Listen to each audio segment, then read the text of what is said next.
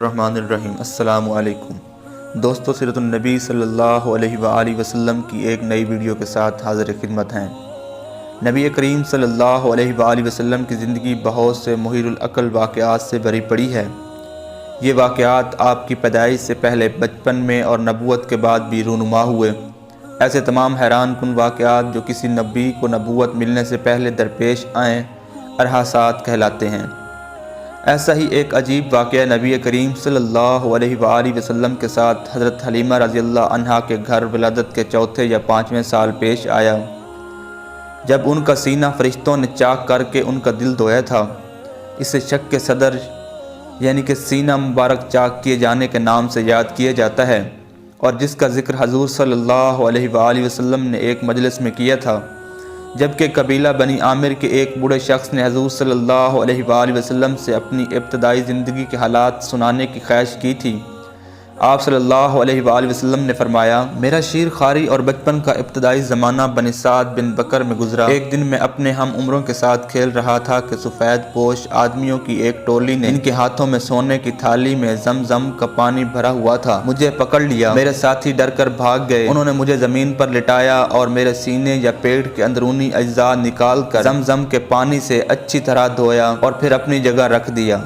یہ منظر میں اپنی آنکھوں سے دیکھ رہا تھا۔ دوسرے نے میرے سینے میں ہاتھ ڈالا اور دل کو نکالا اور اس سے ایک لوتھڑا نکال کر فرمایا، یہ تم سے شیطان کا حصہ ہے۔ پھر دل کو سونے کے طشت میں زمزم کے پانی سے دھویا، پھر اپنے ہاتھ کو فضا میں بلند کیا تو اچانک ایک نور کی مہر اس کے ہاتھوں میں آ گئی۔ اس نے مہر دل پر لگائی تو وہ نور سے بھر گیا۔ پھر دل کو جوڑ کر اپنے مقام پر رکھ دیا۔ اب تیسرے نے سینے سے ناف تک ہاتھ پھیرا تو زخم منبل ہو گیا۔ میں اٹھ کھڑا ہوا تو تینوں نے باری باری مجھے سینے سے لگایا پر بوسہ دیا۔ آپ صلی اللہ علیہ وآلہ وسلم کے دودھ شریک بھائی نے یہ منظر دیکھا تو دوڑ کر اپنے والدین کو اطلاع دی کہ کچھ سفید پوش آدمیوں نے میرے قریشی بھائی کا پیٹ چاک کر دیا ہے۔ یہ سنتے ہی وہ فوراً وہاں گئے اور دیکھا کہ بچے کے چہرے کا رنگ پھک ہے۔ اس واقعے سے حضرت حلیمہ رضی اللہ عنہا کو خطرہ محسوس ہوا، اس لیے آپ صلی اللہ علیہ وآلہ وسلم کو اپنی والدہ کے پاس پہنچانے کے لیے مکہ روانہ ہو گئے اور حضرت آمنہ سے سارا حال بیان کیا۔ یہ سن کر حضرت آمنہ نے کہا کہ گھبرانے کی کوئی بات نہیں، خدا کی قسم اس پر آسیب کا کوئی اثر نہ ہوگا، بلکہ یہ بچہ تو بڑی شان والا ہے۔ حضرت حلیمہ سعدیہ رضی اللہ عنہا نے شق صدر کے واقعہ کے بعد آپ صلی اللہ علیہ وآلہ وسلم کو 4 یا 5 سال کی عمر میں آپ کی والدہ محترمہ حضرت آمنہ کے حوالے کر دیا۔ انہوں نے آپ صلی اللہ علیہ وآلہ وسلم کی خدمت کے لیے ایمن رضی اللہ عنہا کو مامور کیا، جو آپ کے والد کی کنیز تھیں۔ ان کا اصلی نام برکہ تھا۔ جب آپ صلی اللہ علیہ وآلہ وسلم کی عمر 6 سال کی ہوئی تو آپ کی والدہ حضرت آمنہ حضور صلی اللہ علیہ وآلہ وسلم کو ساتھ لے کر اپنے مرحوم شوہر حضرت عبداللہ کی قبر کی زیارت کے لیے یثرب روانہ ہوئیں۔ 2 اونٹوں پر مشتمل اس مختصر سے قافلہ میں آپ صلی اللہ علیہ وآلہ وسلم کی کنیز حضرت ایمن رضی اللہ عنہا بھی ہمراہ تھیں۔ وہ دار النابغہ میں اتری جہاں حضرت عبداللہ مدفون تھے اور 1 مہینہ وہاں قیام کیا۔ وہاں آپ صلی اللہ علیہ وآلہ وسلم نے بنی نجار کے تالابوں میں تیرنا سیکھا اور گڑی کے سامنے ننیالی لڑکوں کے ساتھ کھیلا کرتے۔ حضرت ایمن رضی اللہ عنہا کا بیان ہے کہ یثرب کے یہود حضور صلی اللہ علیہ وآلہ وسلم کو بڑے غور سے دیکھتے۔ میں نے سنا کہ ان میں سے ایک کہہ رہا تھا کہ یہ اس امت کے نبی ہیں اور یہی ان کا دار الہجرت ہے۔ میں نے ان کی یہ بات ذہن میں محفوظ کر لی۔ واپسی میں بدر کے قریب ابوا کے مقام پر حضرت آمنہ بیمار ہوئیں، جس کی وجہ سے اس قافلہ نے وہاں قیام کیا۔ حضرت آمنہ نے وہیں وفات پائی۔ وقت آخر آپ صلی اللہ علیہ وآلہ وسلم اپنی والدہ کے سرہانے بیٹھے تھے۔ ماں نے اپنے جلیل القدر بیٹے کو جی بھر کر دیکھا اور چند شعر پڑھے۔ یوں شک میں مادر میں ہی یتیم ہونے والے ننھے حضور اپنی والدہ کے ساتھ بھی زیادہ دن نہ گزار سکے۔ حضرت ایمن رضی اللہ عنہا نے ایک ماں کی طرح آپ صلی اللہ علیہ وآلہ وسلم کی نگرانی کی۔ ان کے بارے میں حضور صلی اللہ علیہ وآلہ وسلم فرمایا کرتے تھے کہ یہ خاتون میری والدہ کے بعد میری ماں ہیں۔ حضور صلی اللہ علیہ وآلہ وسلم جب نبی بنائے گئے تو حضرت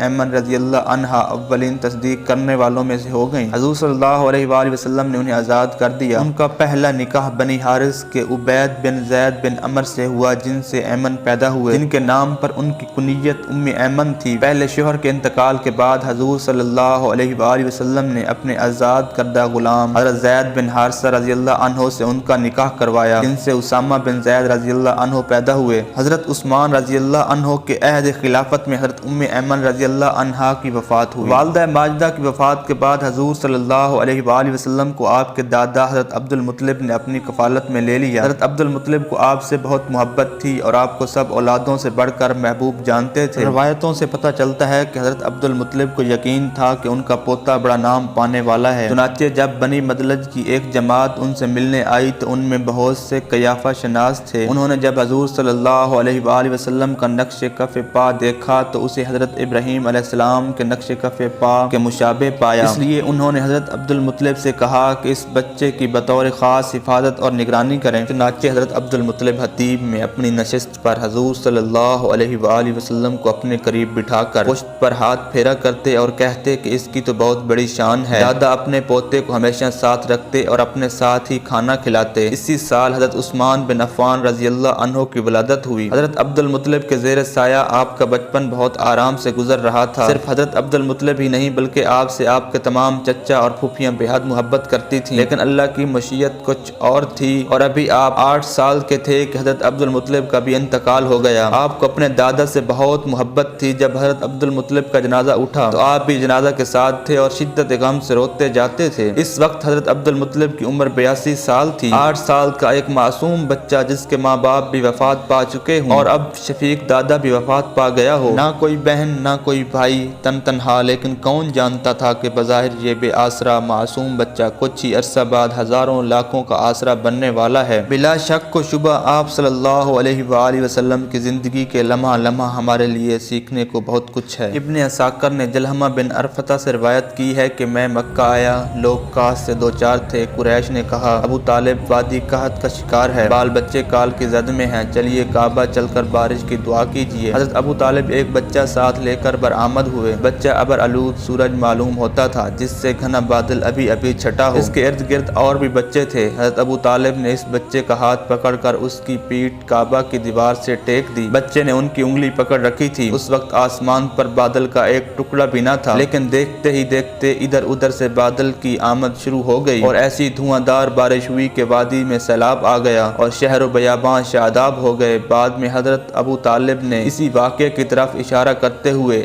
آپ صلی اللہ علیہ وآلہ وسلم کی مدح میں کہا تھا وہ ایسے روشن و منور ہیں کہ ان کے چہرے کی برکت سے بارش مانگی جاتی ہے، یتیموں کے ماوا اور بیواؤں کے محافظ ہیں۔ آپ صلی اللہ علیہ وآلہ وسلم گانے بجانے کی محفل سے محفوظ رہے۔ ایک دفعہ حضرت ابو طالب کے مکان میں قیام کے دوران 2 اہم واقعات پیش آئے۔ گرمی کے موسم میں مکہ میں ایک جگہ گانے بجانے کی محفل منعقد ہوئی تھی۔ آپ صلی اللہ علیہ وآلہ وسلم نے اس محفل میں شرکت کی خاطر بکریوں کو ایک ساتھ چرواہے کے حوالے کیا اور محفل کے مقام تک پہنچے جو چراگاہ سے دور تھی۔ گرمی میں دور تک چل کر آنے سے آپ صلی اللہ علیہ وآلہ وسلم بہت تھک گئے تھے اور محفل ابھی شروع نہیں ہوئی تھی، اس لیے آپ صلی اللہ علیہ وآلہ وسلم ایک درخت کے سایہ تلے لیٹ گئے تو آنکھ لگ گئی۔ جب بیدار ہوئے تو محفل ختم ہو چکی تھی۔ اس طرح آپ صلی اللہ علیہ وآلہ وسلم اس محفل سرود میں شریک نہ ہو سکے اور آئندہ بھی آپ صلی اللہ علیہ وآلہ وسلم کو اس طرح کے لہو و لعب میں شرکت کرنے کا خیال تک نہ آیا۔ دوسرا واقعہ یہ کہ ایک مقام پر کھجور کے 2 مقدس درخت تھے جہاں بوانا نامی بت نصب تھا۔ لوگ وہاں جا کر بت پر جانور بھینٹ چڑھاتے، سر منڈاتے اور دیگر مشرکانہ رسوم ادا کرتے تھے۔ حضور صلی اللہ علیہ وآلہ وسلم کو ہر سال اس تقریب میں شرکت کے لیے کہا جاتا، مگر آپ صلی اللہ علیہ وآلہ وسلم انکار فرماتے۔ ایک مرتبہ چچاؤں اور پھوپھیوں کے اصرار پر آپ صلی اللہ علیہ وآلہ وسلم وہاں گئے، لیکن بہت دیر تک نظروں سے اوجھل رہے۔ جب دکھائی دیے تو چہرے پر خوف کے آثار تھے۔ پھوپھیوں نے وجہ پوچھی تو فرمایا کہ جب بھی اس بت کے قریب جانا چاہتا تو ایک سفید رنگ اور دراز قد شخص میرے قریب آتا اور کہتا کہ اے محمد پیچھے ہٹ جائیے اور بت کو ہاتھ مت لگائیے۔ اس واقعے کے بعد آپ صلی اللہ علیہ وآلہ وسلم کسی ایسی تقریب میں نہیں گئے جہاں بتوں پر بھیڑ چڑھائی جاتی تھی۔ ایک بار قبیلہ لہب کا ماہر قیافہ شناس مکہ آیا۔ سب لوگ اپنے بچوں کو اس کے پاس لے گئے۔ حضرت ابو طالب بھی اپنے بچوں کے ساتھ حضور صلی اللہ علیہ وآلہ وسلم کو اس کے پاس لے گئے۔ اس نے آپ صلی اللہ علیہ وآلہ وسلم کو دیکھا اور پھر کسی کام میں مشغول ہو گیا۔ تھوڑی دیر بعد اس نے آپ کو اپنے سامنے لانے کو کہا، لیکن حضرت ابو طالب نے اس کا تجسس دیکھ کر آپ صلی اللہ علیہ وآلہ وسلم کو اپنے گھر بھیج دیا۔ اس نے کہا کہ اس بچہ کو میرے پاس لاؤ، خدا کی قسم وہ بہت بڑا آدمی بننے والا ہے۔